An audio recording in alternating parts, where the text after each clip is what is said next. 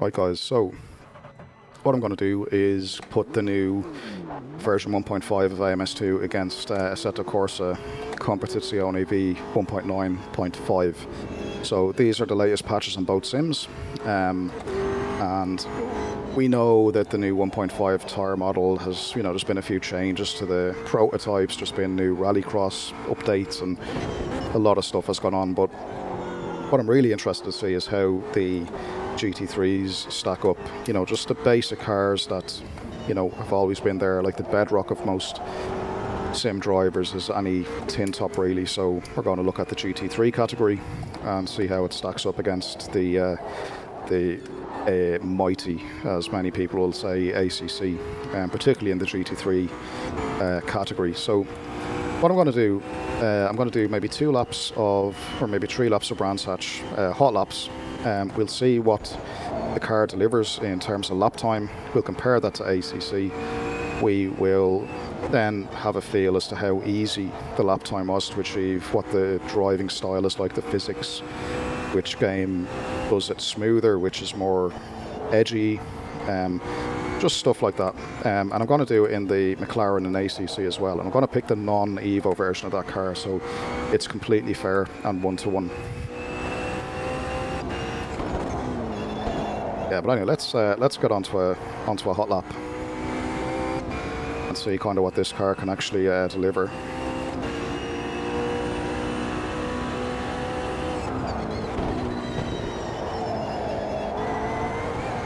Like initially, it does feel very, very smooth.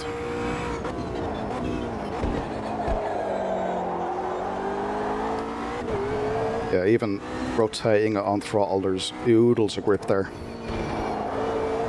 Very, very driver friendly.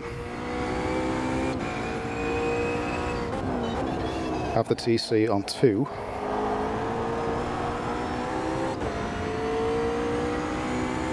Might drop it to 1 actually and just see. I don't think I can go this low in ACC, but let's leave it at 1 and ABS 4 and see what happens.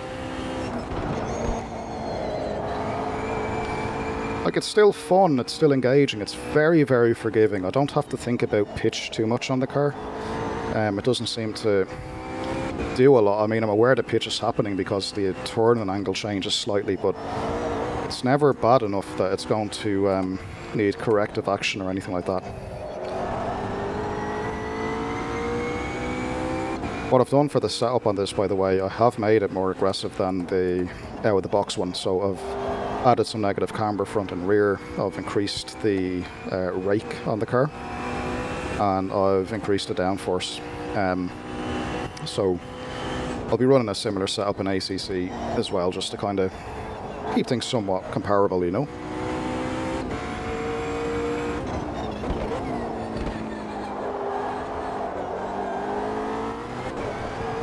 It does feel very nice, like, it's just, I feel that when I overdrive it and when I'm sloppy, it doesn't punish me as much.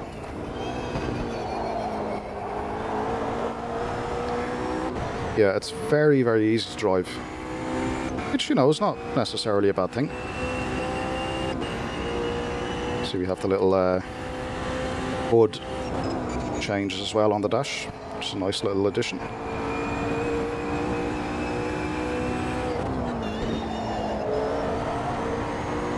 But yeah, it does drive really, really nice. Very forgiving, very enjoyable. I feel like I could race this without having to use too much brain power. Just be precise. Now, I mean, obviously, to get a bit quicker, I'll have to tidy up my lines a little bit, and I get all that. But as a actual driving a car around a track, it's very easy. Like, see what lap times are doing. 24 flats. We'll do one more. See if we can break a 23.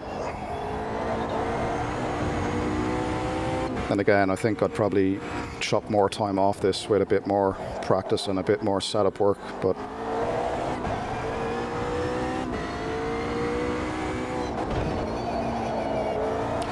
yeah, I feel like I could actually bring the brakes into the apex, and there's no real penalty for that. It's like feels like close to unlimited grip on the front as you brake as well, but you know, whatever, just different, I guess.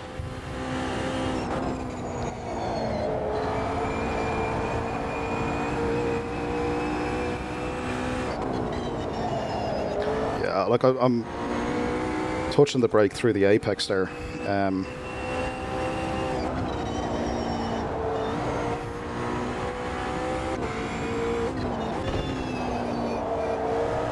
Yeah, I mean, it feels nice, to be fair to it. Like it's nice, and it's a car that you can have a race with and actually think of the race rather than thinking about keeping it on track too much. It will stay on track. It's going to take a lot for you to lose control of this car while on track.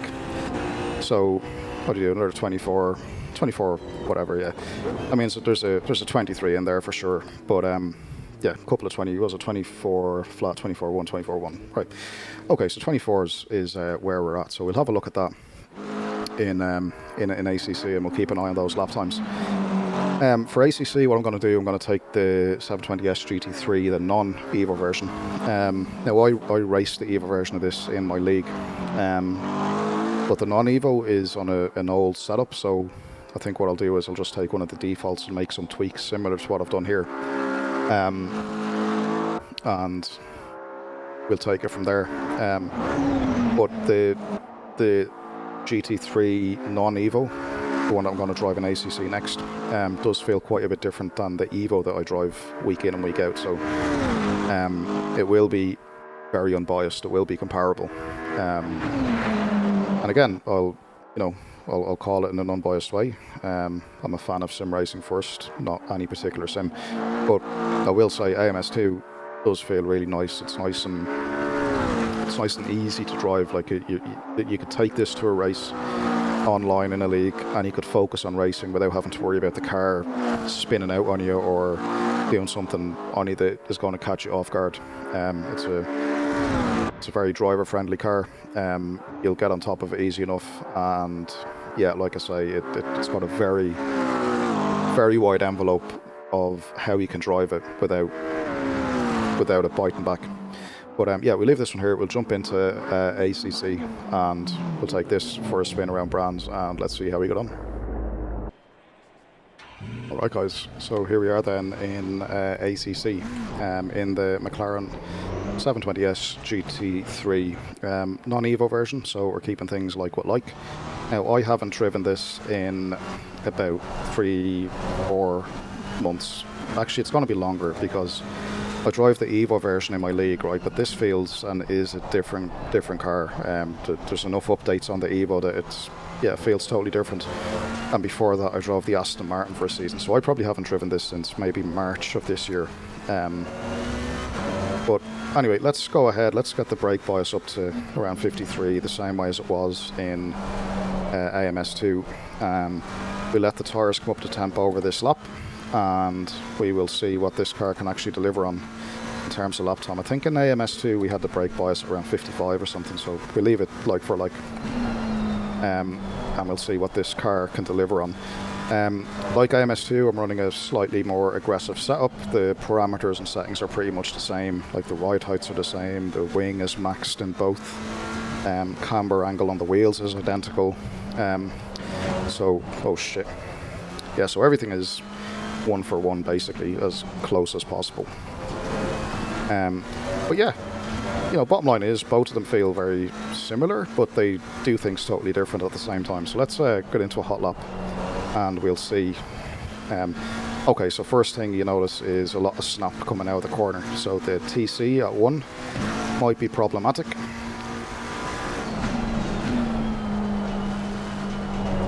And immediately you probably notice that this car is a lot more edgy. It definitely feels, and I can see the front of it then just wanting to wipe out a small bit, patiently picking up the throttle and dealing with the bumps as we get there. And the car's very unsettled by the bumps. This is a lot more bumpy compared to the AMS2 version. And you can see that as well. The track is laser scanned in ACC. I'm not sure about Automobilista too. But this track is a lot more, yeah, it's a lot bumpier. And you can see as well that just I'm having to think about where the car's getting placed on some of these bumps, and the car's more alive, if that makes sense. I have to be very, very switched on driving this. Yeah, it's just random little corrections on the way in and in the middle of the corner. And on the exit as well. Yeah, this is definitely, you need more brain power here for sure.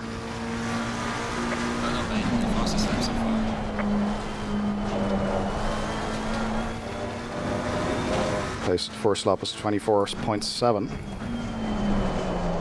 There, I just outbraked myself and you can feel the front just drifting on. That's something AMS2 didn't seem to do so much of. It had done really well before, but not so much now, and I don't know if that's kind of a step back or not.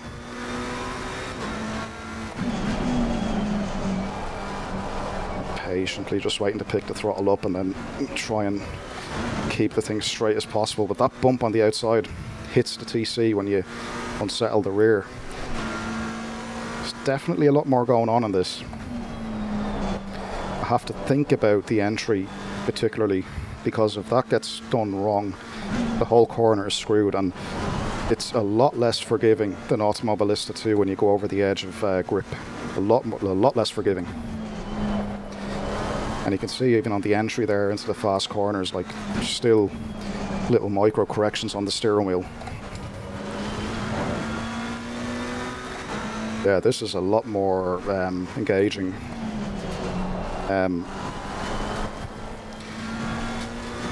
Just going to bring the TC up to 2, because on 1 I think it's just a little bit too on edge, and I need that electronic aid to enhance the car.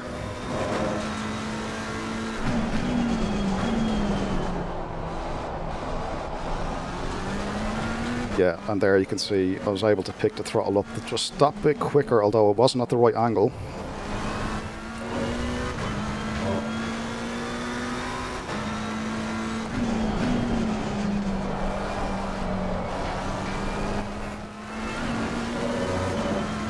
There you can see a much cleaner exit with the TC being higher, and look at the delta.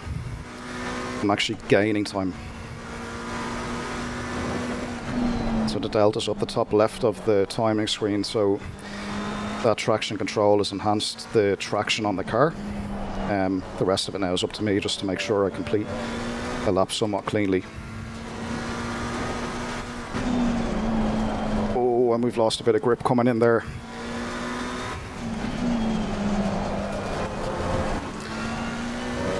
But yeah, again, in GT3 cars, like, the traction control can enhance the actual performance of the car over a lap. It's not like some of the other games where it's a player aid to mask bad driving. It's not like that at all. Okay. Yeah, so by raising the TC, I was able to get a better exit out of the first sector down the back straight, and we've done a 24 flat. So how do I feel, ACC and Automobilista 2? So I think, and it's clear to see, I think that ACC is a lot more engaging to drive. We've done the same car, same track, in the same settings with a very similar setup, and to deliver the 1 minute 24 was a lot more difficult in Assetto Corsa Competizione than it was in Automobilista 2. Now, I don't equate difficulty with realism, by the way, so let's get that out of the way first, right? So just because ACC is more difficult doesn't mean it's more real. What I will say, though, when you think of a racing car, you expect them to be a bit edgy, in a controlled way, right? So I found in AMS2, it didn't feel too edgy at any one point. It didn't feel aggressive. It didn't feel pointy. It felt very, very, very safe, to the point where losing it on track just from bad driving. And what I mean by that is like, you know, bad braking or braking and turning or picking up the throttle too quickly or too enthusiastically or something like that. The punishment for that it felt very minor, it felt non-existent. When you did step above the grip of the tyre, you were able to bring it back almost immediately, or almost like it never left. And I found as well that as steering angle would ramp onto the car just continued to turn almost with the steering. It's like the level of grip on the front axle was exaggerated a lot.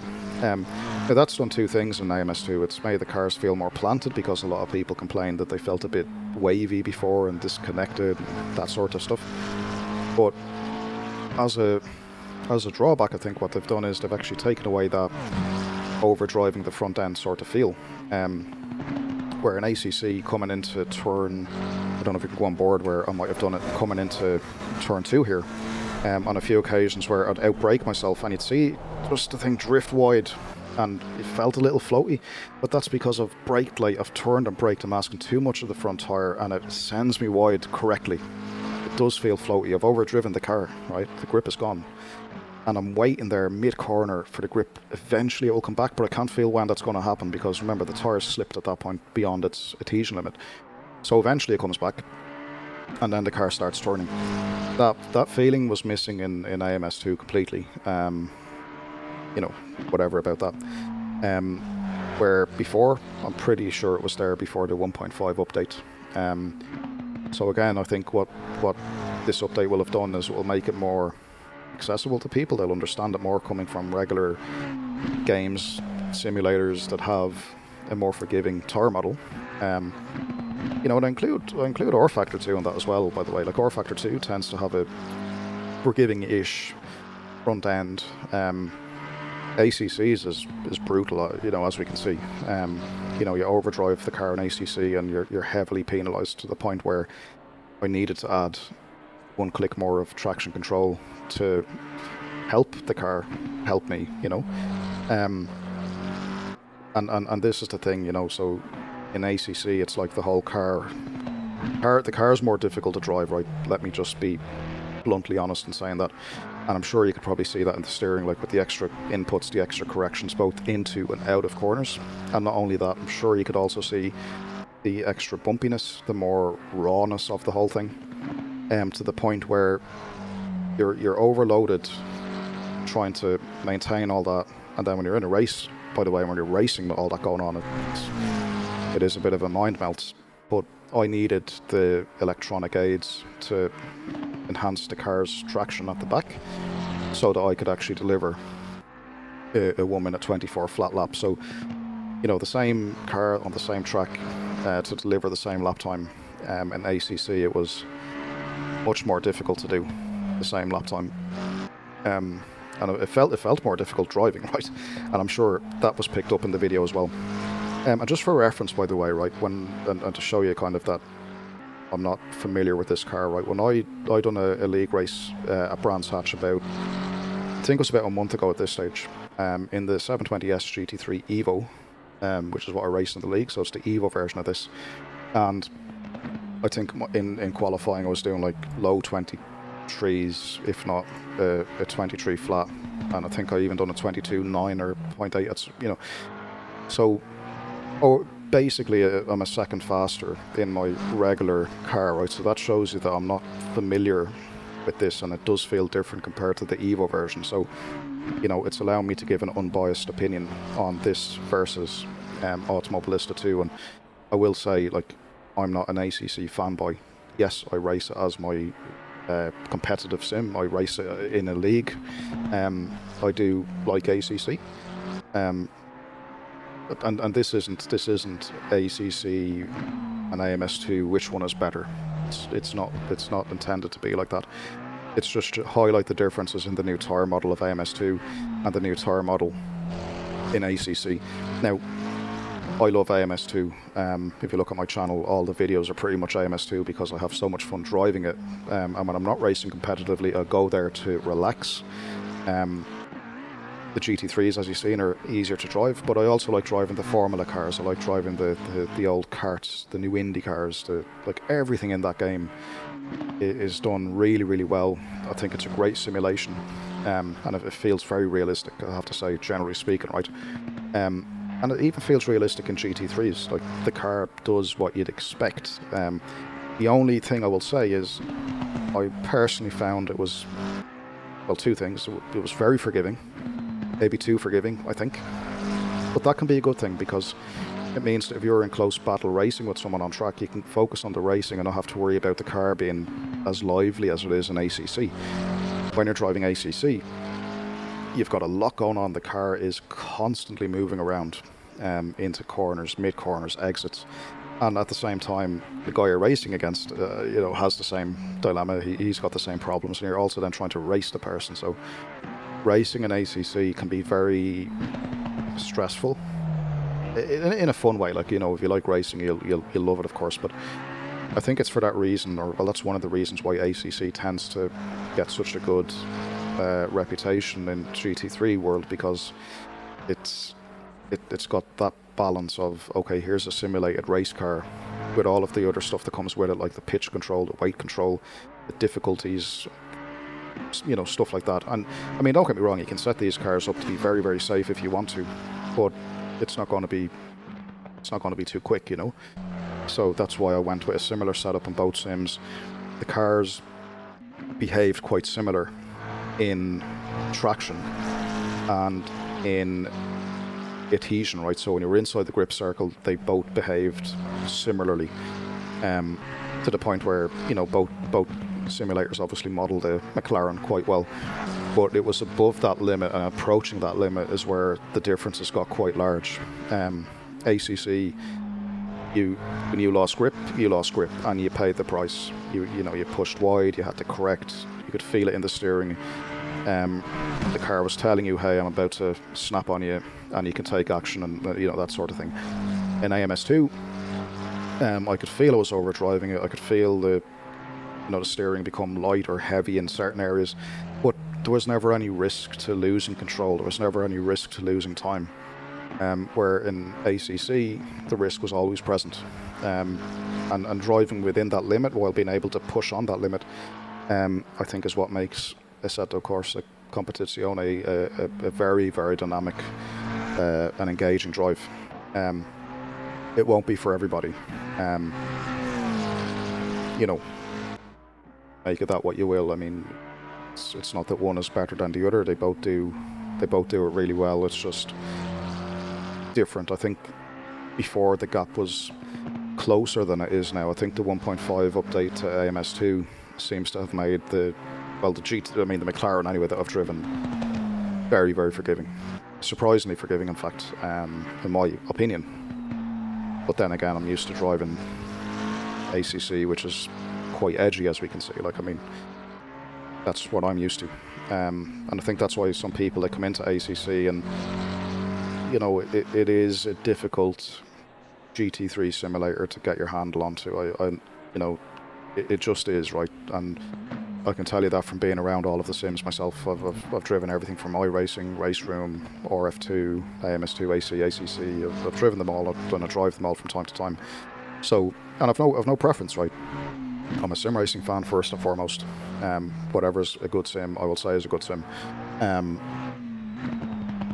not, and I never will say this is better than the other, right? But I will be honest. When it comes to GT3's, in my opinion, and I think it was picked up in the video, I hope it was, ACC has almost taken a step further ahead of AMS2 in GT3's and in the McLaren, right? It's the only one I've driven. The difference is very tangible at the limit and above the limit and how the cars behave. Same car, same track, totally different driving experience, and you could see it as I was driving. I'm sure you could make the extremes, you could make the setup behave differently, but what I'm talking about is when the grip was gone on the car. In ACC it was very obvious. When I was overdriving the car in AMS2, to the point where there was a bit of understeer happening on the front. It's like, okay, the front is understeering, for example, but yet I'm still turning pretty okay. And likewise with the rear, when I was giving the rear a bit of throttle to rotate into turn 2, sorry, I could feel the back coming around, but I never worried about having to think about controlling it. It was like, it's okay, there's lots of grip there, or the traction control is so good that it's helping me, and But yeah, I mean, look, it is what it is. Both games do it really, really well. They both drive really nicely. If you want a more casual, relaxing drive, I think AMS2 for GT3's at least, or this car even.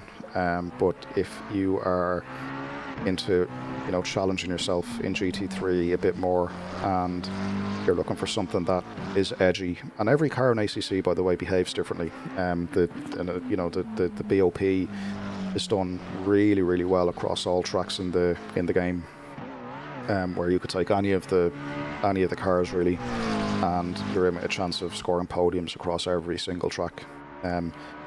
Some tracks the McLaren will be faster, other tracks the Ferrari, other tracks the Lamborghini, and so on. So I think that's what gives ACC that following. It's that dynamic driving feel, like what we've seen. I think here it was quite obvious, coupled with a really good BOP.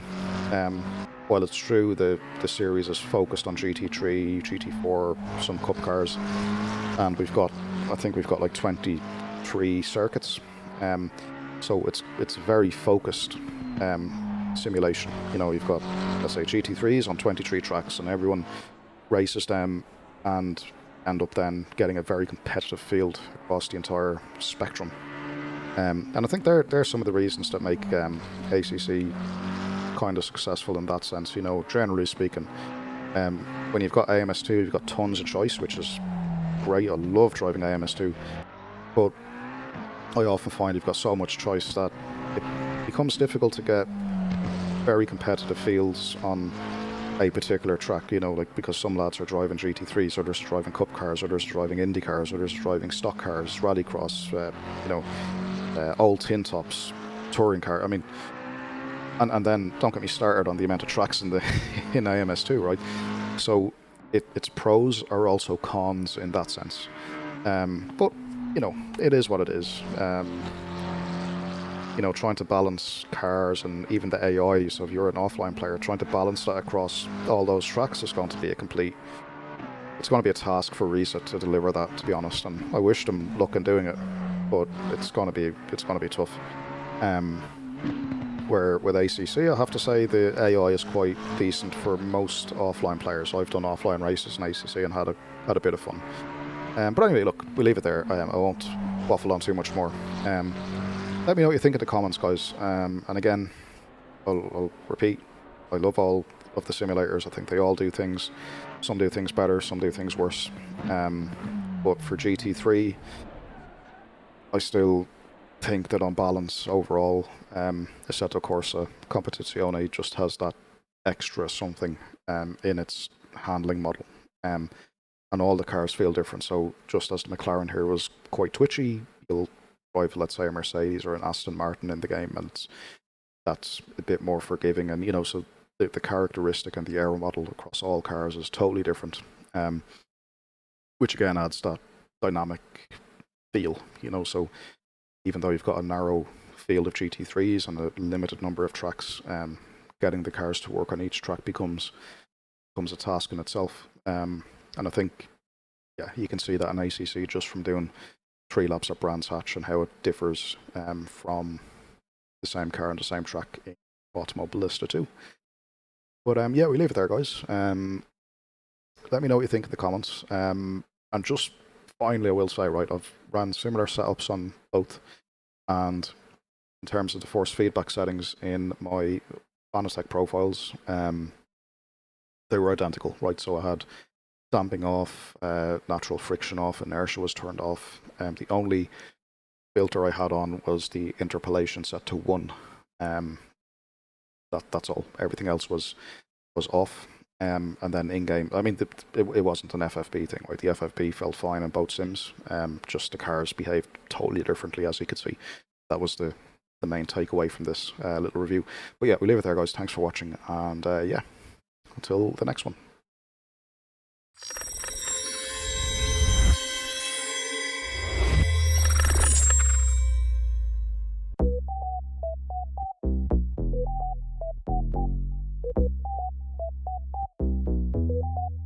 No way.